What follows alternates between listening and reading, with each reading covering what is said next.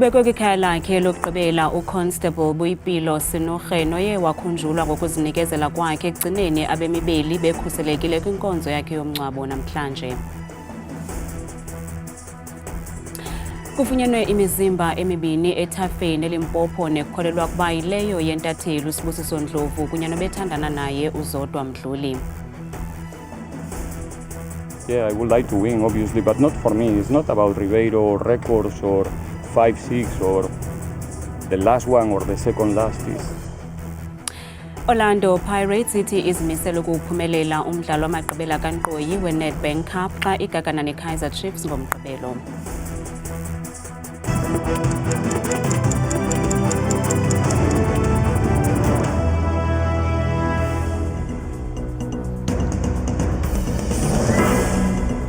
Sinamkele kwindaba zethu Ndambe Ndodwa Ndamba noPhumza Sikhumba noyitolikyo olwimi lwezandla Botani Mzontsondo.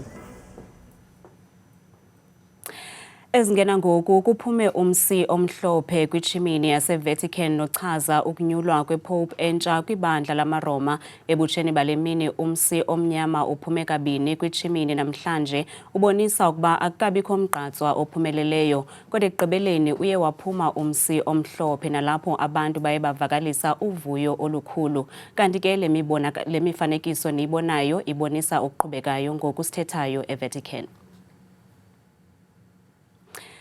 Lincatyiwe namhlanje elinye lamapolisa nafunyanwa sele ebanda kwiveki ephelileyo kumlambo iHenop seCenturion. Kwinkonzo yakhe yomngcwabo uConstable Boipelo Senokge uchazwe njengomntu ebezinikezele kakhulu kumsebenzi wakhe nakukhuseleko lwabemi beli. Ukanti umphathiswa wamapolisa uthi nayo inkonzo yesipolisa ilahlekelwe kakhulu.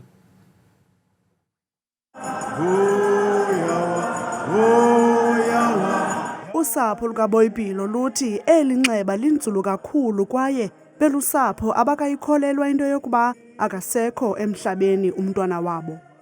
A sudden death Ukushona ngokusheshsha is painful more than any death kubuhlungu ukugqithisa yonke ukufa that we experience. ukufa esijongana nako. The short life ya Boipelo Impilo encinci kaBoipelo has touched our hearts. So, iziveka kabuhlungu enhliziyweni zethu. Ngakho sibulela kuThixo ngempilo yakhe. Your presence in my life was a gift, and though you're no longer with me physically, your memory and legacy still lives on in my heart. I'm trying to come to the terms with the fact that you're gone, but I take comfort in the memories we shared. You were more than just a friend to me. You were a source of comfort, laughter, and inspiration. Umphathiswa wamapolisa umnumzana Senzo Mchunu uthi igalelo lawo lamapolisa ekulweni ulwaphulo mthetho lizohlala likhunjulwa. Even though they were new, relatively new, but they had been allocated, the subs had been able to see their potential and their interests. And I do want to assure the public that there's nothing wrong with young people being allocated to any specific area of work and subs. Umkomishinala wamapolisa kuzwelonke uNjengele Fani Masimula udlulise amazwi entuthuzelo kusapho lukaBoipelo. To you, the family of Senokge, we once more say condolence. We know it's difficult both for us and for you, but however, let's hold the fort. We have no any other. We just have to move forward with life.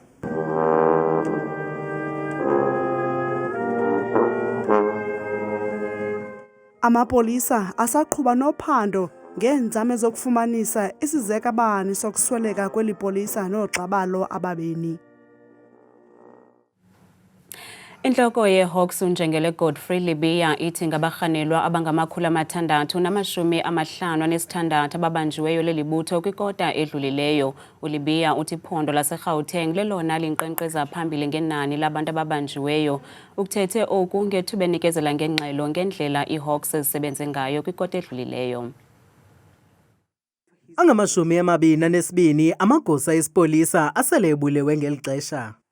An attack of police officials is an assault on society and indeed an attack on the state. We categorize the killings of police officials as that national priority offense that requires the attention of the DPCI.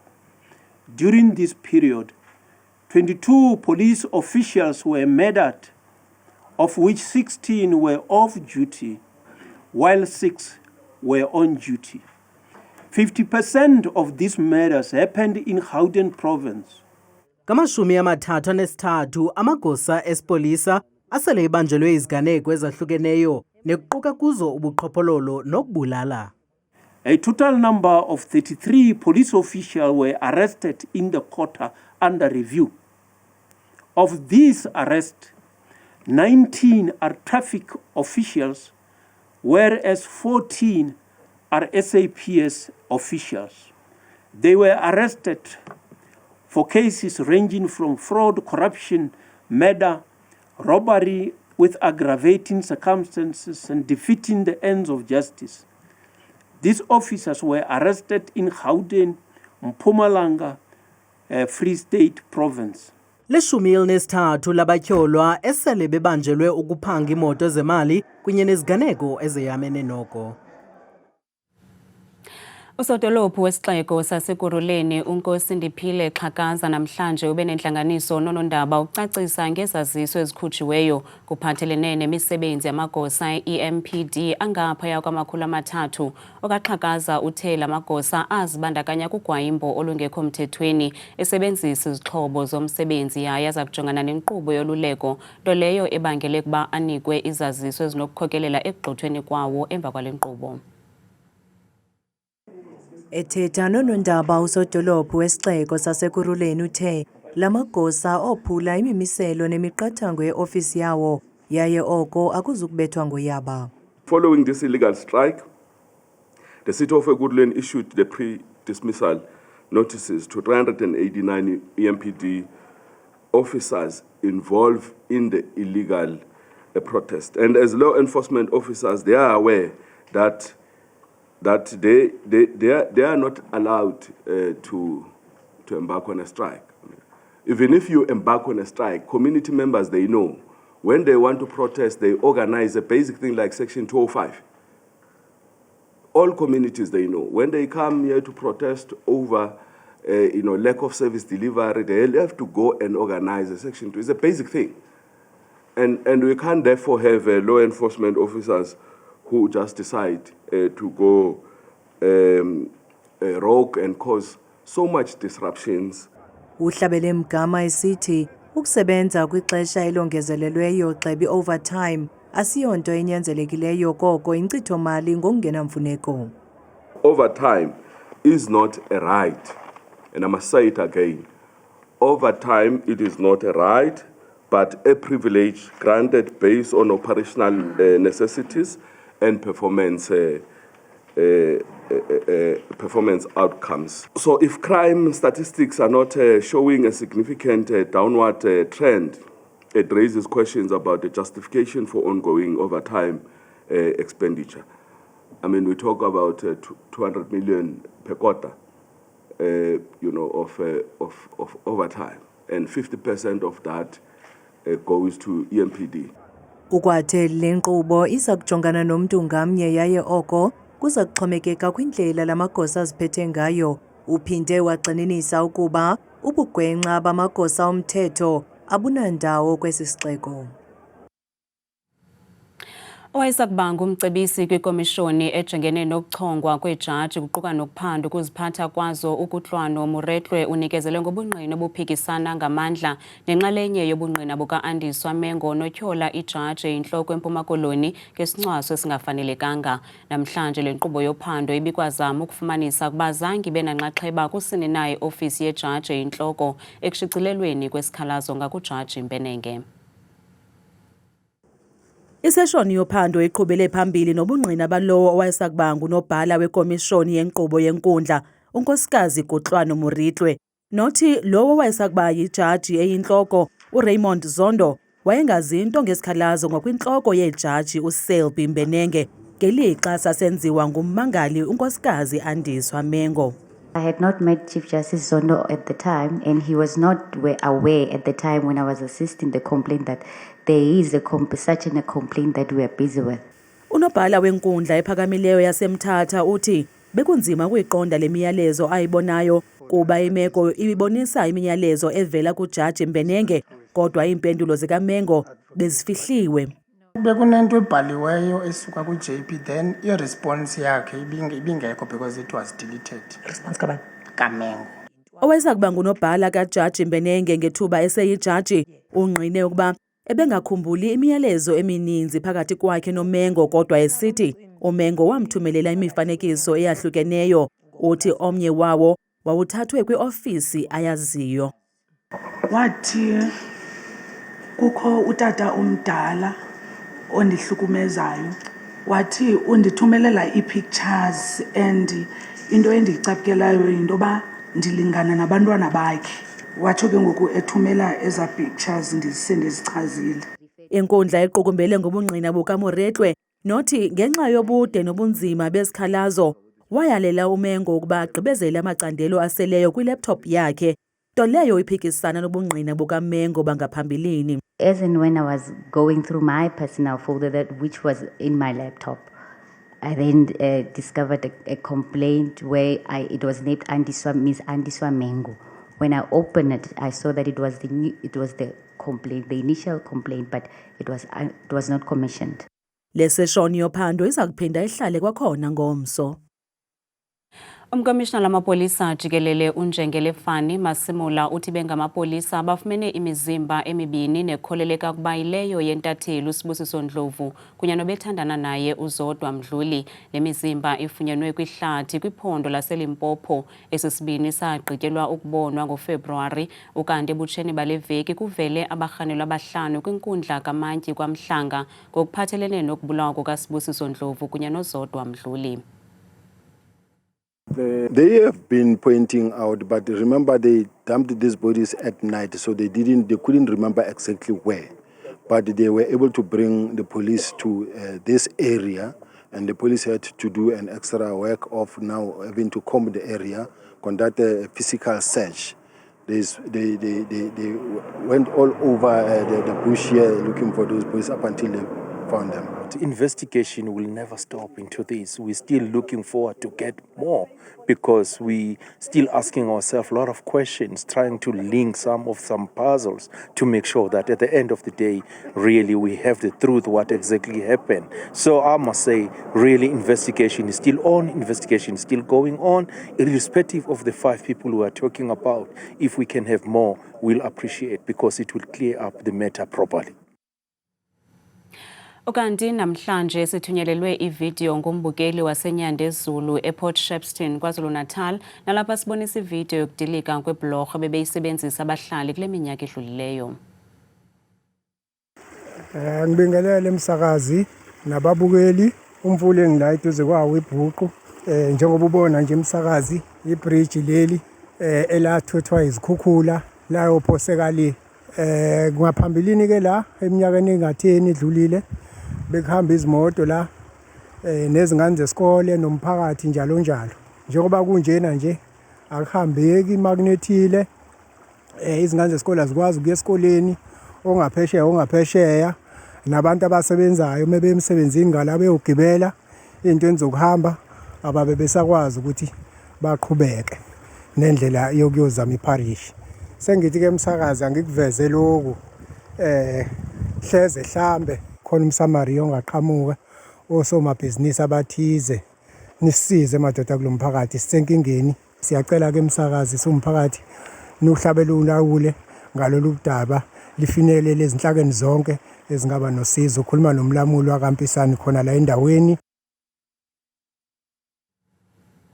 Mbukeli nawe apho ukhoyo xa unengxaki ephathelene nokuziswa kwenkonzo sicela usifotele ivideo ze uyithumele ku 071 105 8923 usichazele iwadi nendawo kuyo. Orlando Pirates ijonge ukwenza imbali ngalempela veki njengeqela lokuqala lokuphakamisa indebe yeNedbank isihlandlo sesithathu kulandelelana xa iqobisana neKaizer Chiefs kwamagqibela kaNkqoyi ngomgqibelo kwibala iMoses Mabhida eThekwini. Kuza kushiyana umama ukondla ngomgqibelo xa amaqela amabini aseSoweto iOrlando Pirates neKaizer Chiefs eza kuphinda aqubisana kumagqibela kankqoyi endebe yeNedbank. Umqeqeshi wePirates uJose Rivero nosele ephumelele indebe ezinhlanu neli qela uthi basayiphose kweyokulibala eyokwenza imbali koko bajonge ukuphumelela lo mdlalo wangomgqibelo. Yeah, I would like to win, obviously, but not for me. It's not about Ribeiro or records or 5-6 or the last one or the second last. It's an important game for Orlando Pirates. It's an important game for the fans, and our responsibility is to try our best. But I'm not an emotional person who's thinking about what's going to happen after the match. I'm fully focusing helping my team to be better than Chiefs on Saturday. Ezigamagebhula ke ziya kulo mdlalo emisilise phezulu emva kokuphumelela ngamanqaku amabini kwelinye kwidabi leveki ephelileyo. We can't look at the recent success of ours because it doesn't play on the day, so we have to make sure that we apply ourselves correctly for us to deliver the results. For us, we know very well that when it comes to these games, it's about who wants it more. It's a derby, form doesn't play, history doesn't play, but the 11 on the day play. Lo mdlalo ke uza kuqala ngecala emva kwensimbi yesithathu emalanga kwibala iMoses Mabhida eThekwini ngomgqibelo kwaye amatikiti okungena sele ephelile. Entsimo Zulu yanamhlanje noThabile Makhaphela.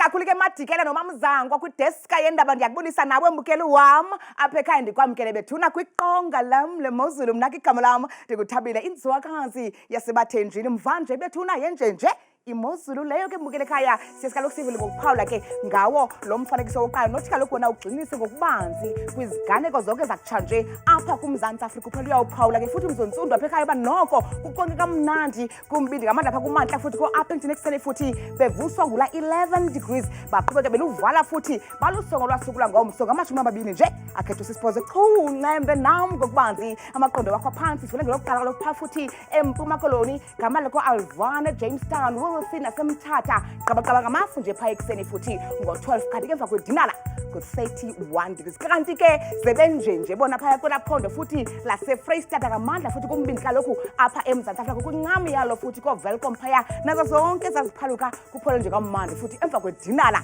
ngama-20 nje mbukeli wam akhetshwa sisine kanti mbukeli ekhaya baphila ngolu hlobo bona phaya kwelaphondo elisentshona koloni ngamandla futhi kuzo zonke nje ezanginqi ezigudla unxweme njengokufana napha kaloku eFredendal ikhona inkwanca lasekuseni phaya ngaye la 10 degrees kanti ke zebenjenje phaa kwelaphondo Northern Cape kumantla apha eMzantsi njengaphaa koKoroman futhi ekuseni kuqonge kamnandi nje yonke la ntsasa naphaya koKimberley ekuseni futhi bevuswa kaloku nguye la 10 degrees chunqembe nam kwakhona ngokubanzi siqwasile kaloku bethuna imozulu phaya ephondweni futhi Northwest ngamandla futhi kumantla walo koRustenburg kwasekuseni ngala 10 degrees nakumazantsi nombindi nempuma njengaphaya kaloku eKlerksdorp ekuseni bevuswa ngu9 degrees bona ke benjenje phaya ephondweni laseRhawutini apho sikhoye ke thina kaloku ngawo lo mzuzu amazantsi welaphondo ngoferielegeng neziphala phaa kothembisa futhi sokothi nasesprings kuqonge kamandi nje yonke intsasa yangomso kanti benjenje phaya ephondweni elikumantla apha eMzantsi Afrika elophondo ke bukeli wam yiLimpopo ngamazantsi futhi walo kobilabila kwasekuseni nakoThabazimbi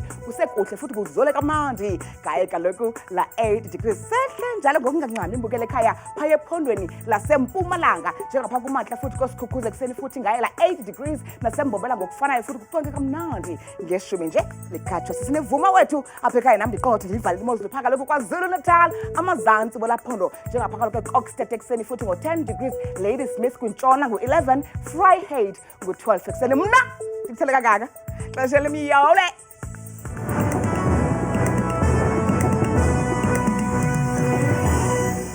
Ngoku sinishiya nemifanekiso yabafundi nabathiwe jize ngezidanga zabo kwizifundo ezahlukeneyo kwiYunivesithi yase-UKZN nalapho abazali kunye nabafundi bebengakwazi ukuzibamba luvuyo kamnandi mawethu.